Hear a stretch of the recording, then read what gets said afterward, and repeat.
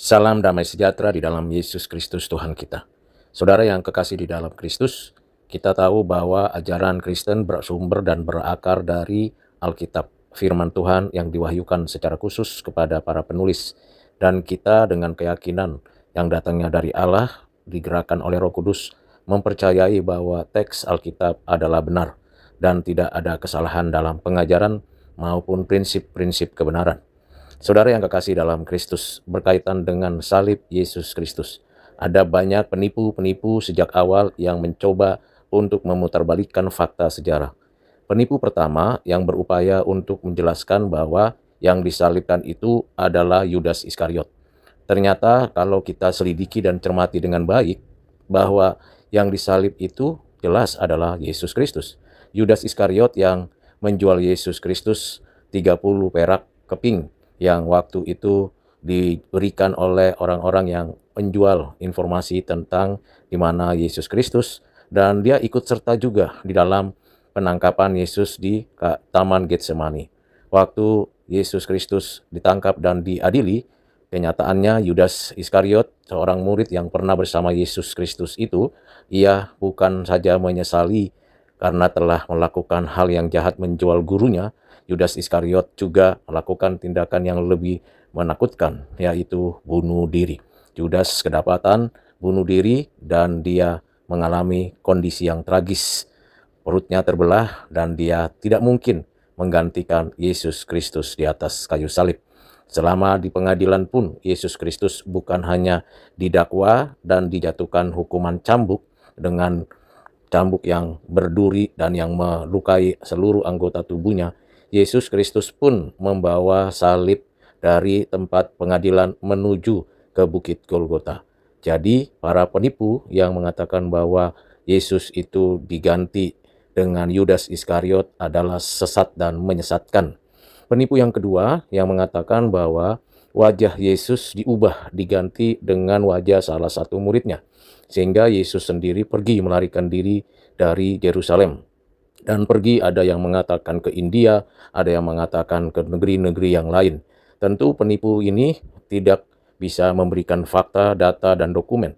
Karena memang ketika Yesus ditangkap, memang ada murid-muridnya yang ikut serta berdoa bersama di Taman Getsemani, yaitu Petrus, Yakobus, dan Yohanes. Sementara murid-murid yang lain dan yang mengikutinya sudah kabur dan melarikan diri. Tidak ada satupun murid yang menggantikan Yesus, bahkan tidak ada catatan baik dokumen resmi maupun catatan resmi dari kerajaan Romawi, dan di dalam Alkitab tentu tidak pernah tertulis Yesus diganti oleh orang lain. Penipu seperti itu ternyata tidak memiliki dasar pemikiran yang benar-benar bertanggung jawab, dan penipu itu banyak sekali menyebarkan fitnah dan pikiran-pikiran yang jahat itu. Jadi harus kita waspada dan harus berhati-hati.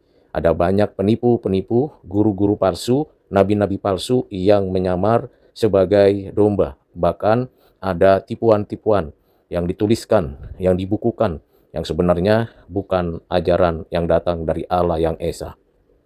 Ada juga penipu yang lain, penipu yang mengatakan bahwa Yesus Kristus itu tidak mati di atas kayu salib, tapi pingsan. Pingsan karena itu dibuktikan dengan kenyataan bahwa Yesus waktu dikuburkan bisa menggulingkan batu kuburan tersebut. Ini adalah teori yang sangat-sangat dangkal dalam pengertian pemikiran, karena bagaimana bisa dari dalam terbuka kuburan, sementara Yesus selama membawa salib setelah dicambuk sampai begitu rupa tidak akan ada kekuatan untuk menggulingkan batu. Dan Yesus memang terbukti mati di atas kayu salib dan tidak dipatahkan tulang-tulangnya, karena di atas kayu salib Yesus sudah mati, menyerahkan nyawanya, darahnya sudah dicurahkan. Bahkan seorang prajurit memberikan kesaksian bagaimana Yesus memang sudah mati dengan menusuk lambungnya. Ini menunjukkan Yesus bukan pingsan, tapi memang sudah mati. Dengan kata lain, bahwa Yesus memang dikuburkan di tempat kuburan. Ada juga penipu yang berikutnya yang mengatakan bahwa Yesus itu makhluk yang bukan kasat mata. Artinya yang kelihatan itu adalah bayang-bayang, ilusi saja. Sesungguhnya Yesus yang sejatinya tidak mungkin mengalami kematian, karena pemikiran dari penipu itu tidak mungkin yang ilahi mengenakan tubuh yang jasmani. Tentu ini dipengaruhi oleh pemikiran bahwa materi itu jahat, bahwa roh itu baik. Sehingga tidak mau mengakui bahwa kemanusiaan Yesus itu nyata. Dan Yesus memang mengalami kematian dan ia menyerahkan nyawanya. Tubuhnya memang terluka dan dipaku kaki tangannya, kepalanya dimahkotai duri, lambungnya ditusuk dengan lembing sehingga berdarah, seluruh anggota tubuhnya penuh dengan cambukan dan luka-luka yang mengerikan dan mengenaskan. Disinilah kita melihat ada banyak penipu-penipu yang berupaya untuk melakukan suatu berita bohong. Bahkan ada juga penipu-penipu yang mencoba untuk membuat sebuah fitnah baru dengan mengatakan bahwa mayat Yesus dicuri oleh murid-muridnya. Padahal Yesus yang ditangkap di Getsemani, diadili dan disalibkan itu murid-muridnya sudah kabur seluruhnya. Hanya ada seorang murid yang masih muda bernama Rasul Yohanes yang masih melihat dan menyaksikan kematian Yesus di atas kayu salib dari jauh di Bukit Golgota. Tetapi murid-murid yang lain ketakutan dan tidak mau mendekat. Ketika Yesus dikuburkan pun murid-murid tidak ada yang ikut, sehingga para penipu yang mengatakan mayat Yesus dicuri adalah sebuah tindakan yang konyol. Mengapa? Karena para penipu tidak tahu atau pura-pura tidak mengerti, padahal kuburan Yesus dijaga oleh pasukan kerajaan Romawi dan juga pasukan dari kemakaman agama Yahudi. Bagaimana bisa mereka mencuri mayat Yesus, dan untuk apa pula mayat Yesus dicuri? Bukankah kalau sudah mati tidak akan pernah bisa dibangkitkan menurut pikiran mereka? Para penipu itu berupaya menutupi cerita kisah kebangkitan Yesus. Jadi para penipu itu mencoba untuk memberikan berita yang bohong. Dengan jelas Alkitab mengajarkan, menuliskan, menyaksikan bahwa Yesus Kristus memang sudah mati di atas kayu salib, dikuburkan, dan pada hari yang ketiga bangkit dari antara orang mati. Kubur kosong dan tidak ada yang dapat dilihat lagi tubuh Yesus di sana. Karena di sana sudah tidak ada lagi mayat Yesus. Yesus sudah bangkit dari kubur. Dan ini adalah peristiwa pertama dan belum pernah ada sebelumnya dan sesudahnya.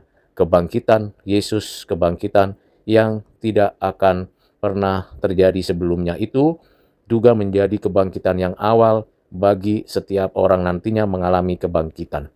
Bagaimana dengan mereka yang sudah dihidupkan kembali pada waktu Yesus Kristus melayani? Mereka yang dihidupkan kembali oleh Tuhan pada waktu para nabi dan para rasul serta Yesus melayani, mereka itu mati kembali. Sedangkan Yesus Kristus bangkit dan menyatakan hidup dan kehidupan dan selamanya menjalani kehidupan yang berbeda karena sudah bangkit dari kematian dan menampakkan diri selama 40 hari. Dan bukan hanya itu saja, ia naik ke surga, duduk di sebelah kanan Allah Bapa. Saudara yang kekasih dalam Kristus, hati-hati, waspada, dan berjaga-jagalah, karena para penipu ada di antara umat orang-orang beragama. Para penipu biasanya bersembunyi di balik jubah agama, menggunakan semacam tulisan-tulisan yang nampaknya seperti benar padahal palsu dan tidak berkualitas benar. Inilah bukti bahwa salib, kematian Yesus, dan kebangkitannya merupakan fakta sejarah, fakta iman, dan fakta yang tak terbantahkan, yang bersifat kekal dalam sejarah, yang berdampak kekal dalam kehidupan manusia dan masa yang akan datang. Tuhan Yesus memberkati. Amin.